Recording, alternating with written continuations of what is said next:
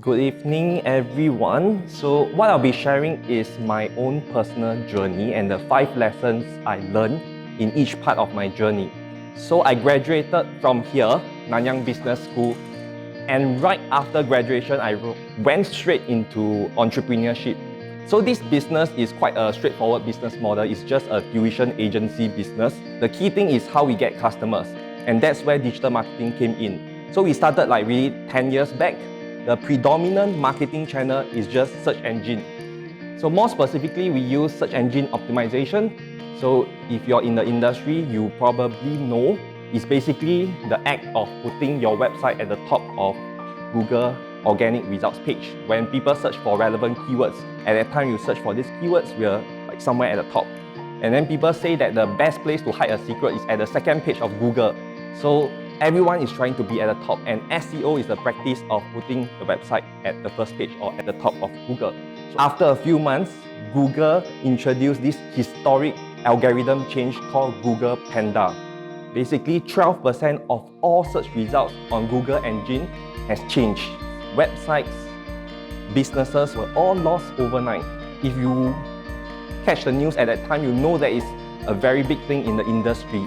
Google penalty made eBay lost about $200 million, and there were retrenchment just because of Google penalty. And for us, our traffic disappeared overnight. So we disappeared from the face of Google, and there was no warning at all when Google Panda came along. So it was literally very sudden, and things just changed. They were removed from the first page of Google.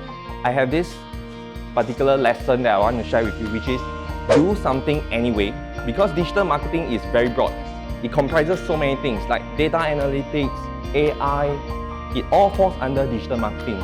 Because so many people get caught up and they ask, which one should I focus on? Which one is my talent? Which one is my passion?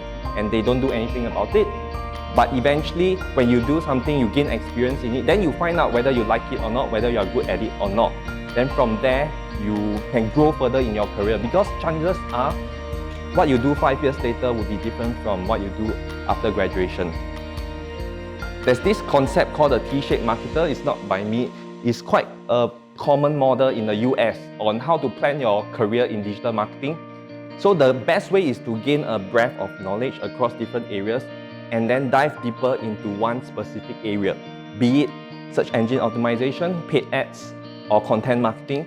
So that is also the strategy that we take in our agency, because we are more of a specialist. We specialize in just one area, paid ads. Digital marketing is very broad and fast moving.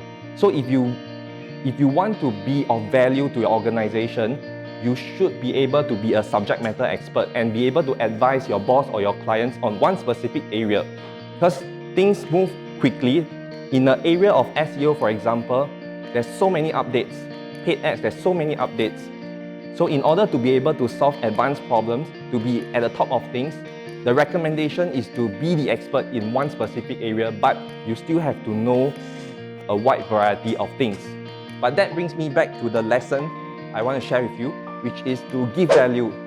Irregardless of who you meet in your life, in your career, seek to give value in the relationship. When you start the relationship, a lot of people ask, what can you give me? But you should ask, what can I give you? Give value, let the other person win, then you win later, it's okay, let the person win, and create a long-term win-win relationship. That's always the philosophy that I have in my mind. My third lesson that I want to share with you is, in marketing, don't just talk marketing jargons and technicalities, talk business. High-level executives have a bad impression of marketing because they think that we are just spending money that they are working so hard to earn. There's this article that I chanced upon as well. It says that don't focus on things like clicks, shares, views, all this anymore. Focus on the business impact, because all this may not translate to revenue. So this is one of the biggest lessons I learned in my career. For marketers, we tend to think that our job is office job, like it's 100% in front of the computer. But the best marketers, what they do is they get out of their office and they talk to people. They gather real insights from people. So in one of the projects I was working on, which is a project with Lion City Rental, the biggest rental company for Grab drivers.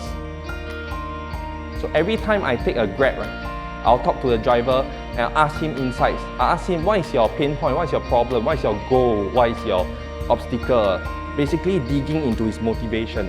So when I write ad copy for our client, or I write something for our client, then it's based on real insights that can resonate with the target audience. Let me give you a real life example. You want to have a good relationship with your boyfriend or girlfriend, you have to apply marketing.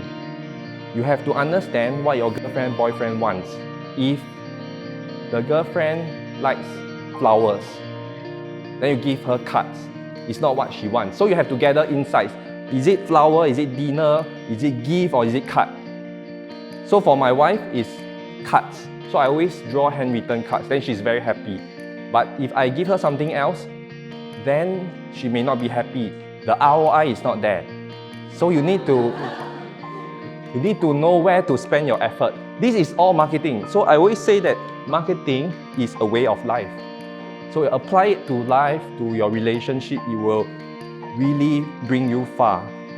The last lesson I want to leave you with is have a portfolio. It's not very typical for marketers to have a portfolio, but you think about it, designers have portfolio, videographers have portfolio. How about marketers? What can you showcase to your future employer? So you can keep a blog, start a YouTube channel, TikTok channel, or just help a friend do marketing. Any of these can be a potential portfolio for you that will be valuable. Think about it, because marketing is really like swimming. If you just learn and don't do, right, you will not master it.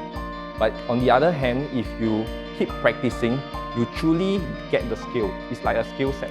5 lessons that I've shared with you. Do something anyway. Nice. Give value. Talk business, not just marketing. Nice one. Get your hands dirty and have a portfolio. Thank you very much for your time.